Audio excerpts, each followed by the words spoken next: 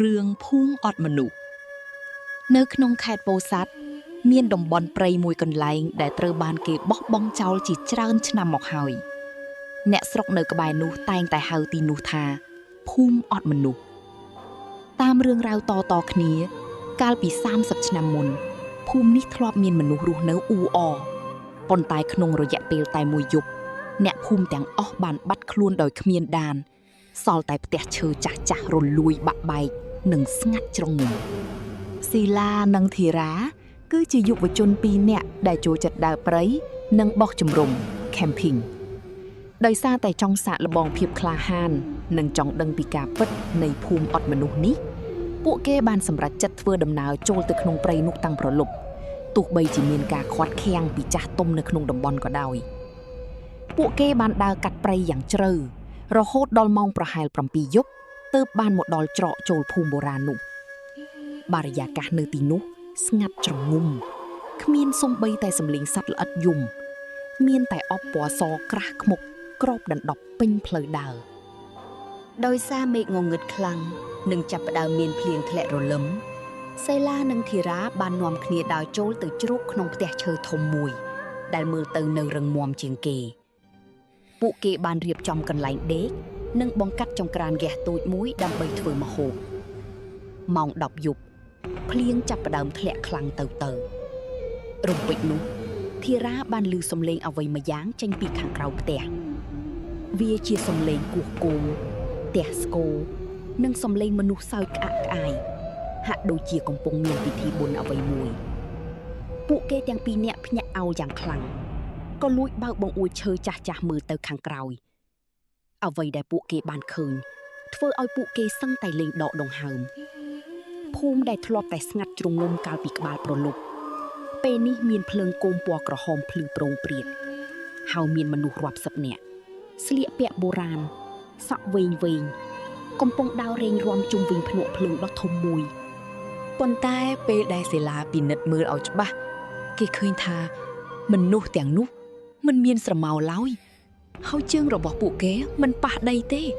គឺអណ្ដែតពីលើអាកាសបន្តិចមុខមាត់របស់ពួកគេស្លេកស្លាំងខ្លះមានឈាមហូរតាមភ្នែកនិងមាត់នេះមិនមែនជាពិធីបុណ្យមនុស្សរស់ទេវាគឺជា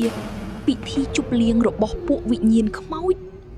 ខណៈពេលដែលសេឡានិងធីរ៉ាកំពុងតែញ័ររន្ធត់និងរៀបចំកាតាបដើម្បីរត់គេចខ្លួនស្រាប់តែសំឡេងជប់លៀងខាងក្រៅបានបាត់ឈឹង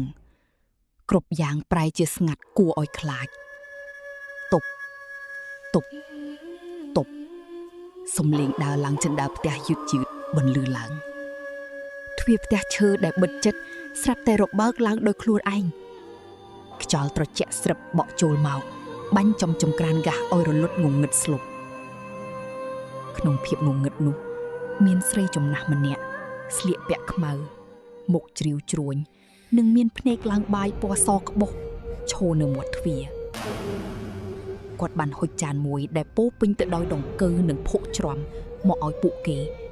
រួចនិយាយទាំងសំឡេងស្អកក្រឡថាកូនចៅមកពីណាហេតុអីមិនទៅរួមសប្បាយនឹងអ្នកភូមិស៊ីបាយខ្មោចមួយម៉ាត់ទៅអាចនៅទីនេះជាដរាបធីរ៉ាភ័យពេកក៏ទាញពិលបញ្ចាំងចំមុខយាយខ្មោចនោះពន្លឺពិលបានធ្វើឲ្យស្បែកមុខរបស់គាត់រលាយធ្លាក់មកដីឃើញតែឆ្អឹងក្បាលខ្មោចដុកគួរឲ្យរន្ធត់យាយខ្មោចនោះស្រែកគំហកយ៉ាងខ្លាំង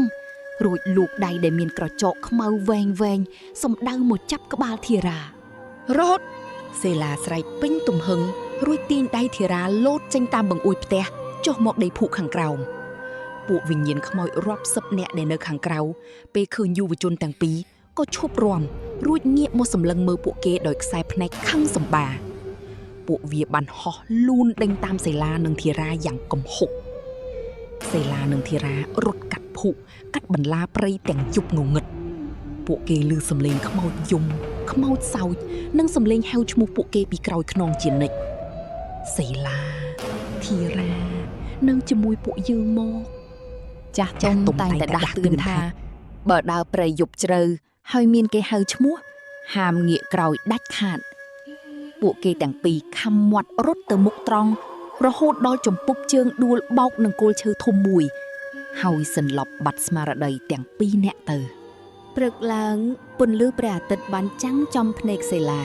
ធ្វើឲ្យគេដឹងខ្លួនឡើងគេងាកមើលជុំវិញខ្លួនឃើញធីរ៉ាកំពុងដេកសន្លប់ក្បែរនោះដែរអ្វីដែលធ្វើឲ្យពួកគេសឡងកាំងនិងព្រឺសម្បូរបំផុតនោះគឺកន្លែងដែលពួកគេដេកសន្លប់នោះមិនមែនជាគល់ឈើធម្មតាទេតែវាជា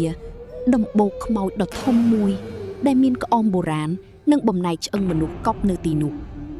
ហើយផ្ទះឈើចាស់ដែលពួកគេបានចូលជ្រកកាលពីយប់មិញធាតុពិតគឺជាខ្ទមអ្នកតាដ៏ចាស់ទ្រុឌទ្រោមមួយដែលអ្នកស្រុកបោះបង់ចោលពួកគេទាំងពីរនាក់បាននាំគ្នាសំពះសុំខមាទោសរួចប្រញាប់រត់ចេញពីព្រៃនោះត្រឡប់មកផ្ទះវិញភ្លាមចាប់ពីពេលនោះមកសេឡានិងធីរ៉ាលែងហ៊ានដើរព្រៃសាកល្បងភាពក្លាហានបែបប្រមាថទៀតហើយសាច់រឿងនេះចង់ដាស់តឿនមនុស្សគ្រប់គ្នាថាទីកន្លែងខ្លះមានប្រវត្តិសាស្ត្រនិងជំនឿអាថ៌កំបាំងដែលយើងមិនគួរទៅប្រមាថឬលេងសើចឡើយព្រោះភាពចង់ដឹងចង់ឃើញហួសហេតុអាចនាំមកនូវគ្រោះថ្នាក់ដល់ជីវិត